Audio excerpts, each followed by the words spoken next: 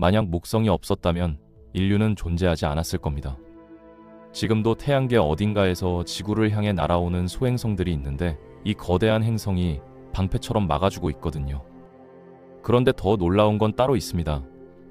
목성은 조금만 더 컸다면 별이 됐을 수도 있었고 지금 이 순간에도 스스로 빛을 내뿜고 있죠. 태양계에서 가장 크고 가장 빠르게 회전하며 가장 강력한 자기장을 가진 이 괴물 행성에 대해 우리가 몰랐던 진실들이 있습니다. 목성에 대한 7가지 놀라운 사실, 지금부터 하나씩 파헤쳐 보겠습니다. 목성의 크기를 숫자로 설명하면 이렇습니다. 적도 지름이 142,984km인데 이건 지구의 약 11.2배에 달하는 수치거든요. 질량은 더 압도적인데 지구의 318배나 되고 태양계 전체 행성 질량의 71%를 혼자 차지하고 있습니다. 쉽게 말해서 나머지 7개 행성을 다 합쳐도 목성 질량의 절반도 안 된다는 거죠. 부피로 따지면 지구가 1300개 이상 들어갈 수 있는 크기인데 밀도는 의외로 낮아서 1세제곱센티미터당 1.33g밖에 안 됩니다. 지구의 4분의 1 수준이고 이건 목성이 수소와 헬륨 같은 가벼운 원소로 이루어져 있기 때문이죠. 만약 거대한 욕조가 있다면 목성은 물에 뜰 수도 있다는 우스갯소리가 있을 정도인데 물론 그런 욕조는 존재하지 않지만 목성의 낮은 밀도를 이해하기에는 좋은 비유입니다. 목성은 태양에서 평균 7억 7,800만 킬로미터 떨어진 곳에서 공전하고 있는데 이 거리를 천문 단위로 환산하면 5.2의 2우 정도 됩니다.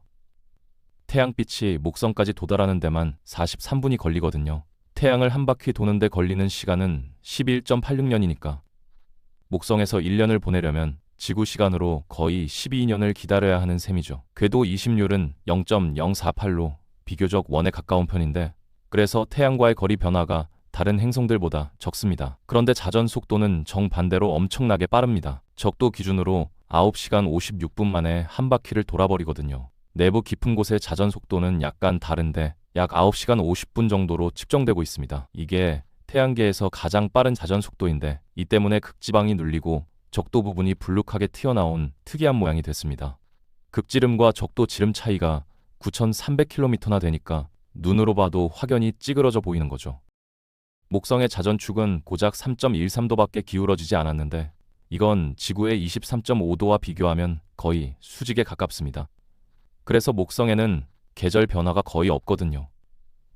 구름 꼭대기 온도는 영하 145도 정도인데 안으로 들어갈수록 압력과 온도가 급격히 올라갑니다. 만약 목성 표면에 발을 디딜 수 있다면 지구에서 70kg 나가는 사람은 168kg을 느끼게 될 겁니다. 표면 중력이 지구의 2.4배나 되거든요. 물론 발을 디딜 곳이 없다는 게 문제지만요. 목성은 단단한 표면이 없는 가스 행성이니까 들어가면 그냥 계속 가라앉다가 엄청난 압력에 짓눌리게 됩니다. 이런 특성 때문에 목성은 내부 암석형 행성들과는 완전히 다른 유형의 세계로 분류되죠. 목성의 대기는 정말 특별합니다. 태양계가 처음 만들어졌을 때의 원시 성운과 거의 같은 구성을 갖고 있어서 우주 탄생의 비밀을 품고 있는 살아있는 기록 보관소라고 할 수 있거든요.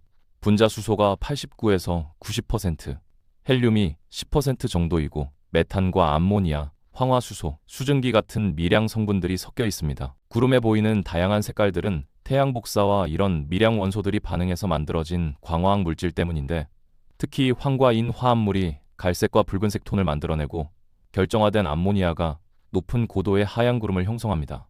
적도와 평행하게 띠 모양으로 늘어선 구름대는 서로 반대 방향으로 부는 강력한 제트 기류 때문에 생기는 건데 밝은 때는 존이라고 부르고 가스가 위로 상승하는 지역이며 어두운 띠는 벨트라고 부르고 가스가 아래로 하강하는 지역입니다. 이 경계면에서 거대한 소용돌이와 폭풍이 끊임없이 만들어지고 있거든요. 목성의 빠른 자전과 대기의 대류운동 그리고 코리올리 효과가 결합해서 이런 독특한 띠 구조를 만들어내는 겁니다. 대적점이라고 불리는 목성의 상징적인 폭풍은 1665년 이탈리아 천문학자 조반니 카시니가 처음 관측했습니다. 지구 2개에서 3개가 들어갈 만큼 거대한 이 반시계 방향 폭풍은 최소 350년 넘게 계속되고 있는데 최근 수십 년간 크기가 점점 줄어들고 있다는 관측 결과도 있습니다. 과거에는 지구 3개가 들어갈 정도였는데 지금은 2개 정도로 줄어든 거죠. 붉은색을 띠는 이유는 상승 기류가 화학 물질을 표면으로 끌어올리고 이게 태양 복사에 의해 변형되기 때문으로 추정되는데 정확한 화학 성분은 아직 완전히 밝혀지지 않았습니다. 대적점 외에도 목성 대기에는 수많은 소용돌이들이 존재하는데 주노 탐사선이 보내온 이미지를 보면 북극에는 팔각형, 남극에는 오각형 형태로 배열된 사이클론 무리가 발견됐습니다. 이건 기존의 유체역학 이론으로는 설명하기 어려운 현상이거든요. 이 사이클론들은 시간이 지나도 안정적으로 유지되면서 우리가 알고 있던 유체역학의 지식에 도전하고 있습니다. 목성의 내부 구조는 여전히 많은 수수께끼를 품고 있지만 현재 모델에 따르면 층상 구조로 이루어져 있습니다. 보이는 구름층 아래로 대기가 절도가 높아지다가 액체 수소의 바다로 변하는데 이 전환은 명확한 경계 없이 점진적으로 일어납니다. 구름에서 약 하나만 킬로미터 아래로 내려가면 압력이 너무 높아져서 수소가 금속성 액체 상태로 바뀌거든요. 이 상태에서는 전자가 자유롭게 움직일 수 있어서 금속처럼 전기를 통하게 되는데 바로 이 금속성 수소층과 빠른 자전이 결합해서 목성의 엄청난 자기장을 만들어내는 겁니다. 중심부에는 지구 질량의 7배에서 25배 정도 되는 무거운 원소로 이뤄진 핵이 있을 것으로 추정되는데 주노 탐사선의 최근 데이터는 이 핵이 예상보다 더 퍼져 있고 확산된 형태일 수 있다는 것을 보여주고 있습니다. 또한 표면에서 관측되는 바람이 약 3,000킬로미터 깊이까지 이어지며 이건 행성 전체 질량의 약 1%에 해당하는 엄청난 규모입니다. 목성의 자기장은 태양계 행성 중에서 가장 강력한데 지구보다 약 14배 강하고 자기권 부피는 2만 배나 더 큽니다. 만약 목성의 자기권이 눈에 보인다면 지구에서 봤을 때 보름달만 한 크기로 보일 거라는 계산도 있거든요. 목성과 지구 사이의 엄청난 거리를 감안하면 정말 어마어마한 규모죠. 이 거대한 자기 거품은 하전 입자들을 가두면서 지구의 베렐런대와 비슷하지만 훨씬 강력한 방사선대를 형성합니다. 이 방사선은 접근하는 탐사선의 전자장비에 심각한 손상을 줄 수 있어서 특수 차폐가 필수적으로 요구되는데 주노 탐사선의 경우 200kg짜리 티타늄 금고로 전자장비를 보호하고 있습니다. 이건 9mm 두께의 납벽에 해당하는 차폐력이거든요. NASA 엔지니어들은 목성의 방사선이 주노의 기기들을 점차 손상시킬 것으로 예상해서 원래 20개월짜리 민으로 계획했는데 놀랍게도 탐사선이 예상보다 훨씬 잘 버텨서 여러 차례 미션이 연장됐습니다. 목성의 고리 시스템은 토성만큼 화려하지는 않지만 분명히 존재합니다. 1979년 보이저 1호가 처음 발견했는데 4개의 주요 구성 요소로 이루어져 있거든요. 가장 안쪽에 희미한 할로 고리, 그보다 밝은 메인 고리, 그리고 아말테아와 테베 위성과 연관된 2개의 외부 935 고리가 있습니다. 토성의 고리가 주로 얼음 입자로 구성된 것과 달리 목성의 고리는 미세한 먼지 입자로 이루어져 있는데 이건 작은 내부 위성들이 운송돌로 방출한 물질일 가능성이 높습니다. 고리 입자들은 빛을 겨우 2에서 3%만 반사해서 매우 어둡고 지구에서는 거의 관측이 불가능하죠. 목성 탐사의 역사는 인류의 우주 탐험 역사에서 중요한 장을 차지합니다. 1973년 파이오니어 10호가 최초로 근접 비행을 했고 1974년에는 파이오니어 11호가 뒤를 이었는데 이 미션들은 최초의 근접 사진과 방사선대, 고리의 존재를 확인해줬습니다. 1977년에 발사된 보이저 1호와 2호는 1979년에 목성을 방문해서 구름의 상세 이미지를 전송했고 특히 2호의 화산 활동을 발견한 건 역사적인 순간이었죠. 지구 밖에서 처음으로 활화산을 관측한 거니까요. 진정한 도약은 1989년 발사되어 1995년 12월 목성성 궤도에 진입한 갈릴레오 미션이었는데 최초로 목성 주위를 공전한 탐사선이 됐습니다. 궤도 진입 전에 대기 탐사선을 분리해서 목성 대기 속으로 직접 투입했는데 이 탐사선은 거의 1시간 동안 데이터를 전송하다가 압력과 열에 의해 파괴됐습니다. 모선은 거의 8년간 목성 주위를 돌면서 서륙 다차례 궤도를 완주했고 특히 유로파 표면 아래에 액체 바다가 존재할 가능성을 발견한 게 중요한 성과였습니다. 갈릴레오는 2003년 9월에 의도적으로 목성 대기에 충돌시키는 것으로 종료됐는데 이건 잠재적으로 생명체가 존재할 수 있는 위성들의 오염을 방지하기 위한 조치였죠. 가장 최근의 미션은 2011년 발사되어 2016년 7월 목성 궤도에 도착한 주노입니다. 목성의 조성, 중력장, 자기장 연구를 위해 특별히 설계된 이 탐사선은 43일마다 극지방 구름 위 4,200km까지 접근하는 고타원 극궤도를 돌고 있거든요. 이 특수한 궤도 덕분에 최대 방사선 구역을 피하면서 중력 구조의 완전한 매핑이 가능해졌습니다. 준호의 태양 전지판은 행성 미션에 사용된 것 중 가장 큰데 총 면적이 60제미터에 달하며 태양에서 그렇게 먼 거리에서도 약한 햇빛을 포착하기 위해 필요했습니다. 준호캠이라는 가시광선 카메라가 이전에는 본 적 없는 각도에서 목성 구름의 놀라운 이미지들을 보내왔는데 극지방의 혼란스러운 사이클론 무리와 대기띠가 예상보다 훨씬 깊이 뻗어 있다는 사실이 밝혀졌습니다. 준호 미션은 원래 2018년에 종료될 예정이었지만 2021년까지 그리고 다시 2025년까지 연장됐고 미션 종료 시에는 갈릴레오처럼 목성 대기로 돌진하게 될 겁니다. 목성의 위성 시스템은 79개 이상의 확인된 위성을 가진 소형 태양계라고 할 수 있습니다. 이 위성들은 여러 범주로 나눌 수 있는데 4개의 대형 갈릴레이 위성과 2호 궤도 안쪽을 도는 4개의 작은 위성인 메티스, 아드라스테아, 아말테아, 테베가 있고 아마도 다른 시기에 행성의 중력에 포획된 소행성들인 수많은 불규칙 위성 그룹들이 있습니다. 흥미롭게도 대부분의 위성들은 로마 신화에서 제우스의 연인들의 이름을 따서 지어져서 신화적인 연결고리를 만들어내고 있죠. 가장 중요한 건 1610년 갈릴레오가 발견한 4개의 대형 위성인데 이오, 유로파, 가니메데, 칼리스토, 토가 그것들입니다. 이 발견은 모든 천체가 지구를 중심으로 돈다는 기존 관념을 뒤집고 코페르니쿠스의 태양 중심 모델을 지지하는 최초의 관측적 증거 중 하나였죠. 가니메데는 직경 5268km로 태양계 전체에서 가장 큰 위성이며 심지어 수성보다도 큽니다. 자체 자기장을 가진 유일한 위성이기도 한데 이건 아마도 녹은 철핵에 의해 생성되는 것으로 보입니다. 표면은 어둡고 오래되고 크레이터가 많은 지역과 수많은 평행한 홈으로 특징 지어지는 밝은 지역으로 나뉘어 있는데 이건 아마도 지각 활동에 의해 형성된 것으로 추정됩니다. 유로파처럼 가니메데도 얼음층 아래에 숨겨진 바다를 품고 있을 것으로 여겨지는데 더 깊은 곳에 위치하고 여러 겹의 얼음과 물층이 있을 수 있습니다. 가니메데의 낮은 반사율은 표면이 아마도 어두운 색의 암석으로 이루어져 있음을 시사하죠. 칼리스토는 갈릴레이 위성 중 가장 바깥에 위치하며 다른 새 위성과 궤도 공명 상태에 있지 않아서 조석 가열이 일어나지 않습니다. 그래서 지질학적으로 덜 활동적이고 오래된 크레이터가 많은 표면을 가지고 있는데 바랄라라는 직경 600km의 동심원 구조 크레이터가 가장 유명합니다.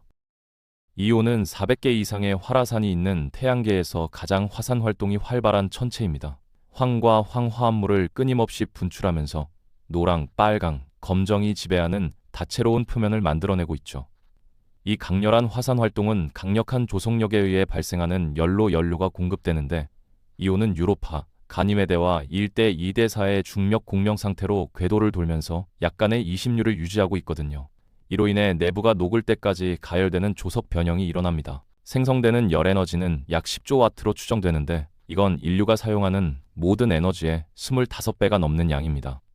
이오의 분출은 물질을 표면 위 500km까지 투사할 수 있고 지나가는 탐사선에서도 화산 깃털이 보일 정도죠.